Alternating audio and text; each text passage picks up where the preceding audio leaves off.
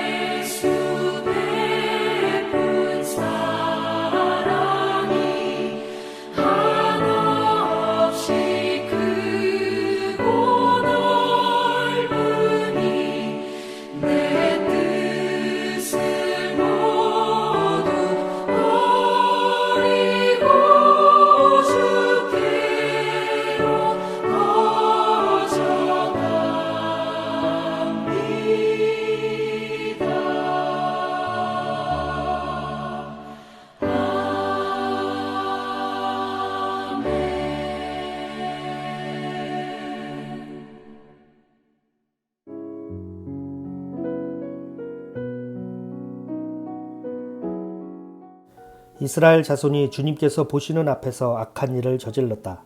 그래서 주님께서는 7해 동안 그들을 미디안의 손에 넘겨주셨다. 미디안 사람의 세력이 이스라엘을 억누르니 이스라엘 자손은 미디안 사람들 때문에 산에 있는 동굴과 요새의 도피처를 마련하였다. 이스라엘 자손이 씨앗을 심어 놓으면 미디안 사람과 아멜락 사람과 동방 사람들이 쳐 올라오는 것이었다. 그들은 이스라엘을 마주보고 진을 쳐놓고는 가사에 이르기까지 온 땅의 소산물을 망쳐 놓았다. 그리고 이스라엘에 먹을 것을 하나도 남기지 않았으며 양이나 소나 나귀까지도 남기지 않았다. 그들은 가축대를 몰고 장막을 가지고 메뚜기 떼처럼 쳐들어왔는데 사람과 낙타가 이루 셀 수 없을 만큼 많았다. 그들이 들어와서 온 땅을 황폐하게 만들었다. 이스라엘이 미디안 때문에 전혀 길을 펴지 못하게 되자 마침내 이스라엘 자손이 주님께 울부짖었다. 이스라엘 자손이 미디안 사람들 때문에 주님께 울부짖을 때에 주님께서 이스라엘 자손에게 한 예언자를 보내어 말씀하셨다. 나 주 이스라엘의 하나님이 말한다. 바로 내가 너희를 이집트에서 나오게 하셨고 종살이하던 집에서 너희를 이끌어내었다. 내가 너희를 이집트 사람과 또 너희를 억압하는 모든 원수의 손에서 구하여 내었다. 내가 그들을 너희가 보는 앞에서 쫓아내었고 그 땅을 너희에게 주었다. 그러면서 나는 너희에게 말하였다.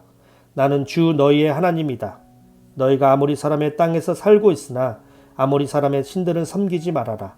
이렇게 말하였으나 너희는 내 말을 듣지 않았다.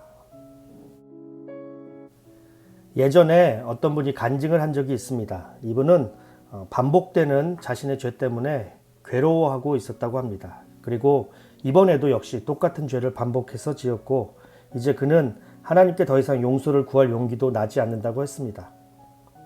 나도 양심이 있지. 지금까지 계속 용서해 주셨는데 또 죄를 지었으니 이젠 하나님께 용서를 구할 염치도 없다. 이것이 그분의 고백이었습니다.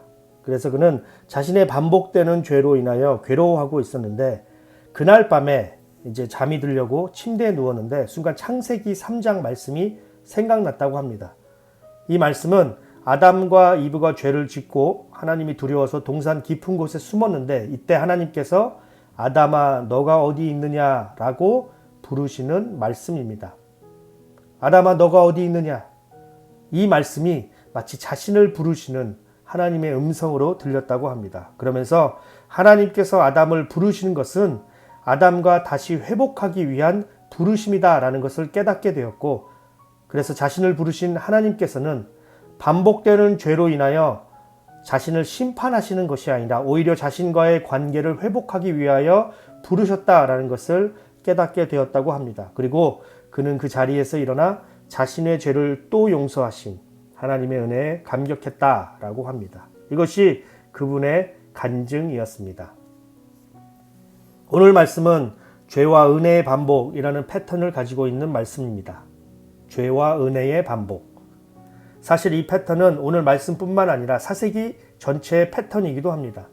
이스라엘이 죄를 짓고 거기에 따른 하나님의 심판이 있고 그 후에 이스라엘은 하나님께 부르짖으며 하나님께서는 사사를 통하여 구원해 주십니다.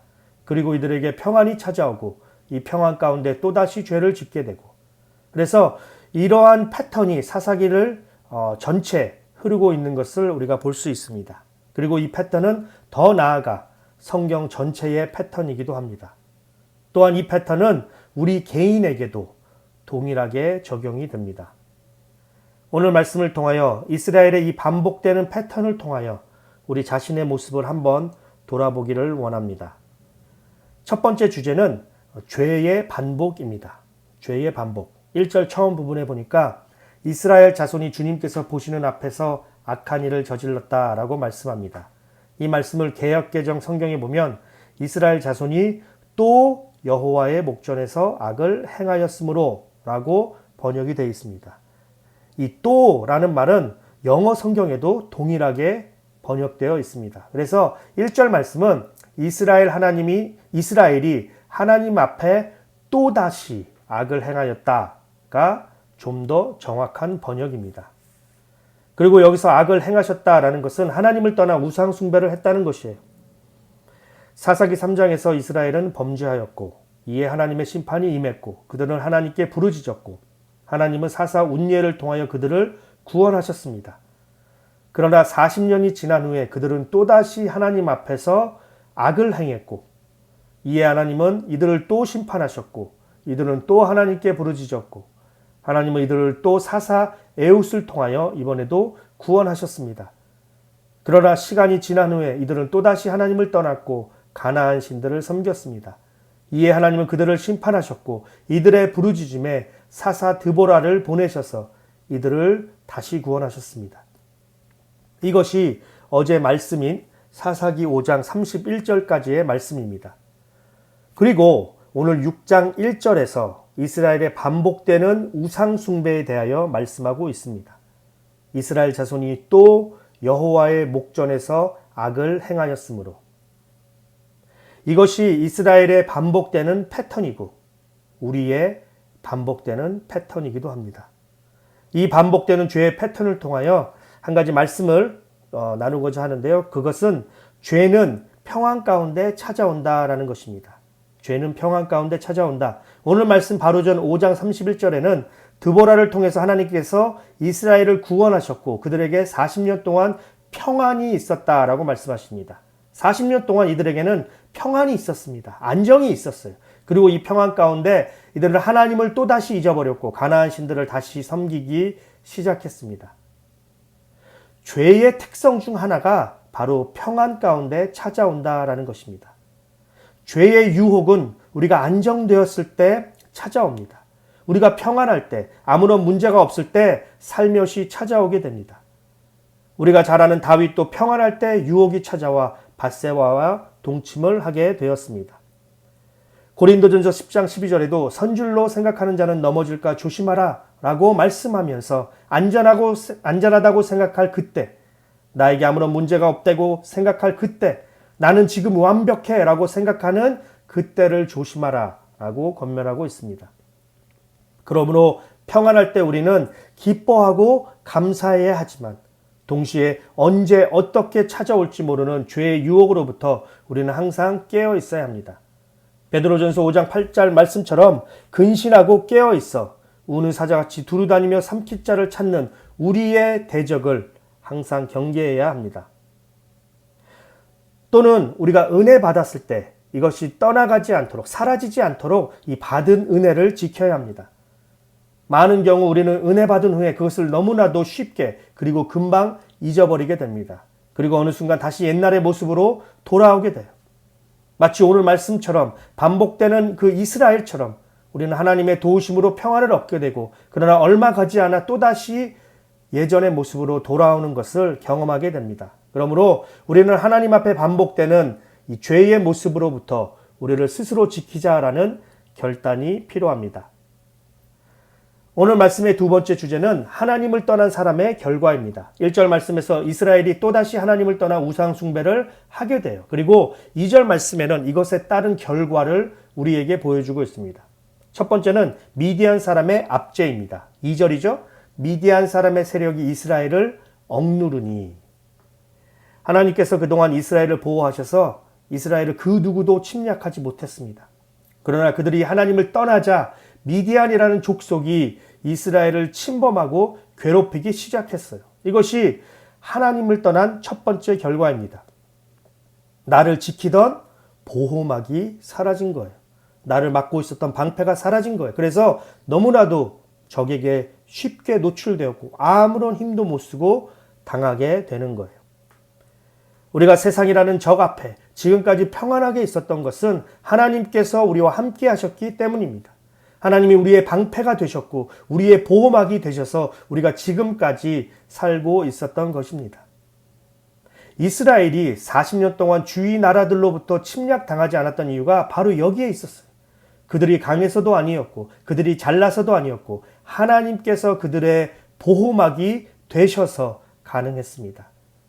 그러나 그들이 스스로 하나님을 떠나고 우상을 섬겼을 때 곧바로 미디안이라는 족속으로부터 침략을 당하게 되었습니다.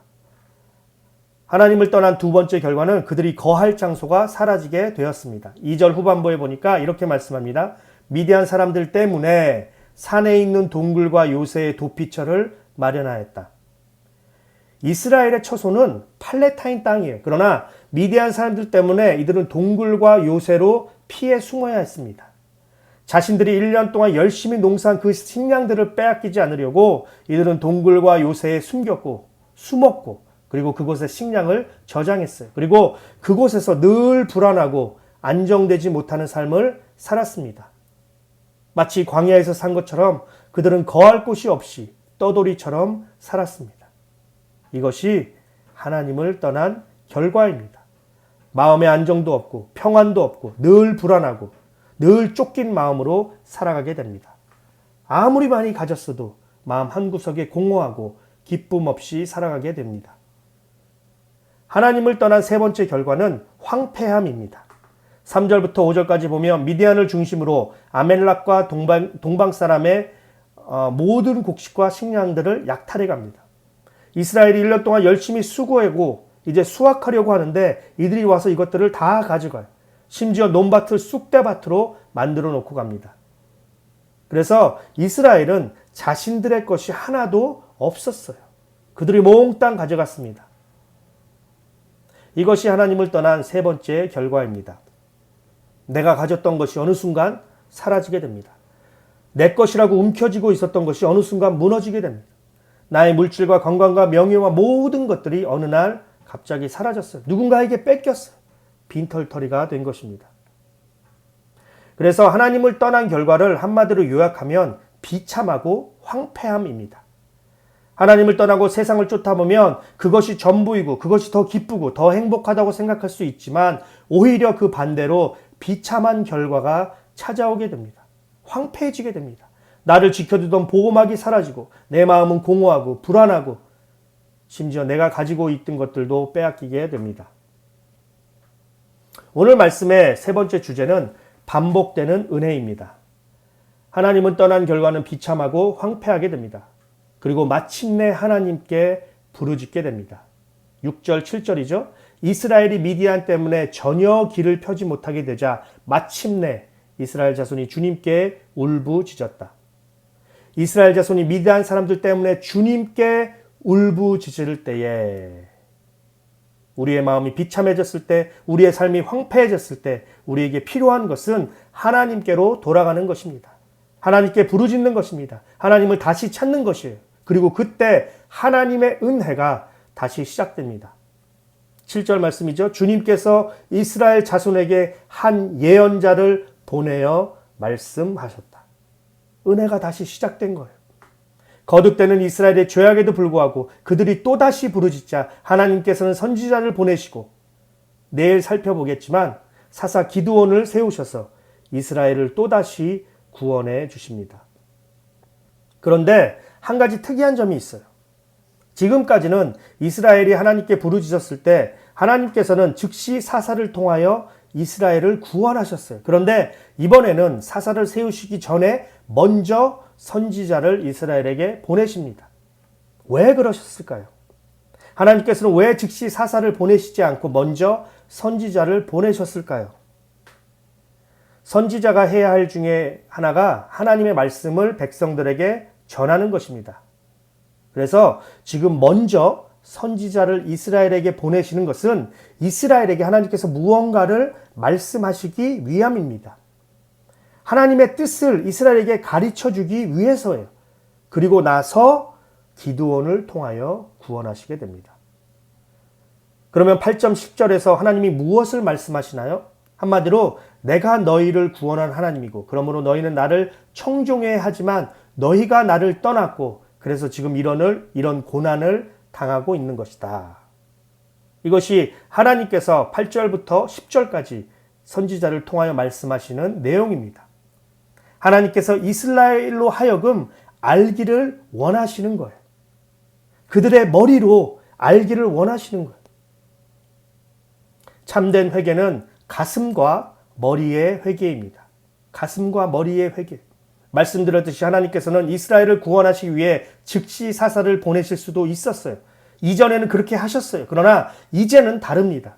선지자를 통하여 하나님께서는 이스라엘이 왜 고난당했는지, 그들이 무엇을 회개해야 하는지 먼저 알기를 원하셨던 거예요.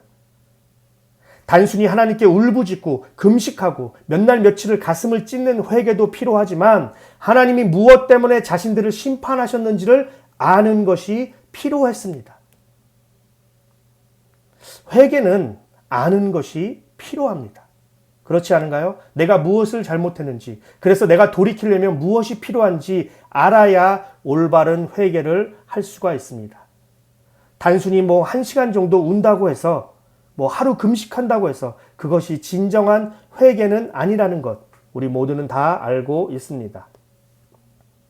은혜도 마찬가지겠죠. 어떤 사람들은 나 오늘 은혜 받았어. 이렇게 말을 합니다. 그러세요? 그럼 무슨 은혜를 받으셨나요? 라고 물은다면 많은 경우 정확하게 대답하지 못합니다. 그냥 가슴이 뜨거워져서 은혜 받았다고 합니다. 그냥 나도 모르게 기분이 업돼서 은혜 받았다고 해요. 뭔지는 설명을 못하겠는데 그냥 하나님이 함께 하신다는 느낌이 강하게 들었다는 거예요. 그래서 나는 은혜 받았다라고 말을 합니다. 이것이 가슴으로 받은 은혜입니다. 물론 이 은혜는 귀한 것이에요. 필요합니다. 그러나 이것만으로는 충분하지 않습니다. 우리에게는 머리의 은혜도 필요합니다. 내 가슴이 뜨거워졌으면 왜 뜨거워졌는지, 하나님이 어떤 은혜로 뜨거워졌는지, 하나님께서 어떻게 나에게 역사를 하셨는지 정확하게 알아야 합니다. 구원의 은혜를 예로 들어볼까요? 만약에 어떤 사람이 여러분에게 구원 받으셨나요? 라고 물으신다면 네, 받았습니다. 라고 말할 수 있을 것입니다. 그렇다면 그 사람이 여러분에게 그러면 구원받은 것을 어떻게 확신할 수 있나요? 라고 물으신다면 여러분은 무엇이라고 대답하시겠습니까? 어떤 사람은 이렇게 말하는 사람도 있을 거예요. 내가 예수님을 영접했을 때 내 가슴이 뜨거워졌어. 그래서 내가는 구원받았어. 물론 이것도 구원의 하나의 사인일 수도 있습니다. 하나의 증거일 수도 있어요. 이것이 잘못된 것은 절대로 아닙니다. 제가 말씀드리고자 하는 것은 구원은 하나님이 어떤 분이시고 나는 어떤 존재였고 그래서 예수님께서 나를 위해서 무엇을 행하셨는지 머리로 먼저 알고 그것을 가슴으로 뜨겁게 반응하고 그래서 내가 예수님을 구원자여 나의 주인으로 영접하겠습니다 라고 고백하고 받아들이는 것이 구원입니다. 여러분 이제 좀 이해가 되시나요? 은혜도 그렇고 회개도 그렇고 가슴으로만은 충분하지 않습니다. 체험신앙도 중요하지만 체험신앙이 전부 다가 아니에요. 느낌으로는 충분하지만 어떤 면에선 느낌만으로는 충분하지 않습니다. 하나님을 아는 지식도 필요합니다. 그래서 가슴과 머리 둘 다 필요한 거예요. 그리고 그렇기 때문에 오늘 말씀에서 이스라엘이 가슴으로 울부짖었을 때 즉시 사사를 보내신 것이 아니라 선지자들을 통하여서 그들이 무엇 때문에 고난당하고 있는지 먼저 알려주시고 난 후에 사사를 보내시게 된 것입니다. 이제 말씀을 정리하겠습니다. 오늘 말씀은 유쾌한 말씀이 아니에요. 우리에게 용기가 되고 기뻐할 수 있는 말씀은 더더욱 아닙니다. 오히려 오늘 말씀은 어둡고 절망적이고 비참하고 황폐한 말씀이에요. 이스라엘은 하나님의 거듭된 은혜에도 불구하고 또다시 하나님을 떠났습니다. 그리고 그 결과 그들의 삶은 비참해졌고 황폐해졌습니다. 그러므로 오늘 말씀은 절망적인 말씀이에요. 그러나 그럼에도 불구하고 한 줄기 빛이 있는데 그것은 거듭되는 하나님의 은혜입니다. 범죄한 이스라엘에게 또다시 기회를 주시는 하나님의 은혜입니다. 오늘 하루 우리 모두 오늘 말씀을 묵상하기를 원합니다. 내가 얼마나 연약한 존재이고 죄의 유혹으로부터 얼마나 자주 넘어지는 존재인가를 묵상하기를 원합니다. 그러나 동시에 하나님께서는 내가 부르짖을 때 여전히 나를 일으키시고 또다시 회복시키시는 은혜의 하나님임을 또한 묵상하기를 원합니다. 이제 함께 교회를 위하여 기도하고 마지막 찬양을 드리고 오늘 예배를 마치도록 하겠습니다. 먼저 교회를 위하여 기도할 때 우리 교회가 날마다 하나님의 은혜 위에 든든히 서가는 교회가 되기를 원합니다. 라고 기도하는 이 시간 되기를 바랍니다. 두 번째, 우리 교회 아프신 분들을 위하여 기도할 때 박정헌 집사님, 황순금, 노창득, 김현주 원사님, 박윤경 정계자 전도사님, 그리고 김윤호 아이를 위하여 기도해 주시길 바랍니다. 주님의 은혜 안에 머무는 우리 모두가 되기를 바라고요. 내일은 주일입니다. 하나님이 기뻐하시는 예배자로 준비하고 예배드리는 우리 모두가 되기를 바랍니다.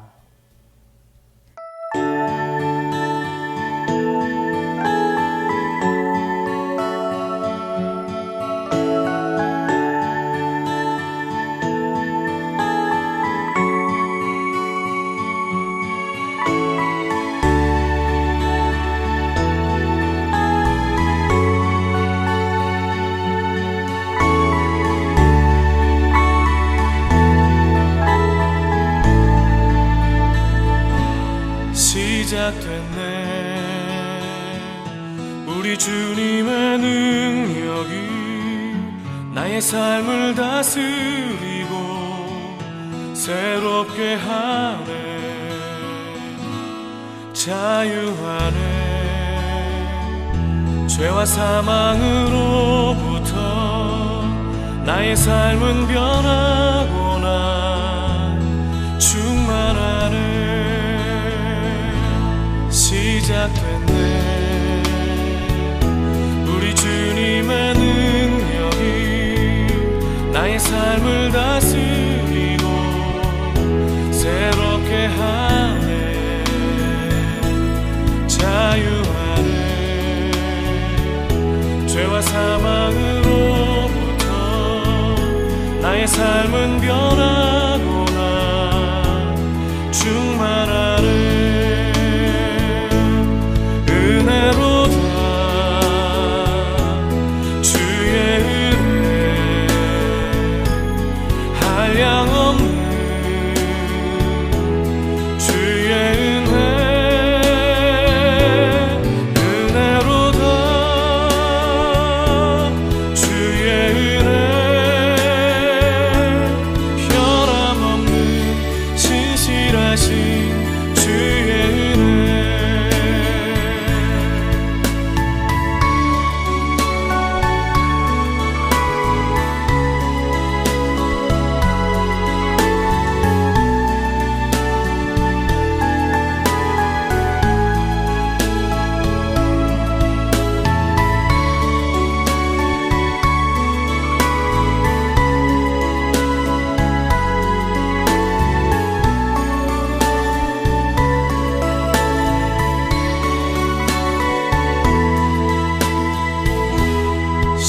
시작됐네. 우리 주님의 능력이 나의 삶을 다스리고 새롭게 하네. 자유하네. 죄와 사망으로부터 나의 삶은 변하고나 충만하네.